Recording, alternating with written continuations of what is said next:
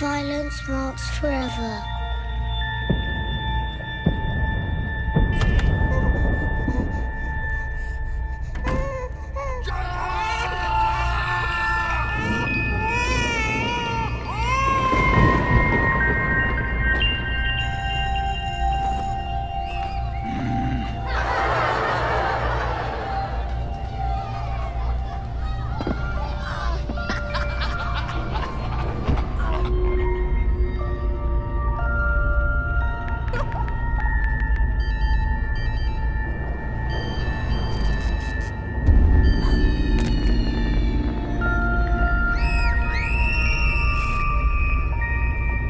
Violence against children marks them forever. It's wrong. End it.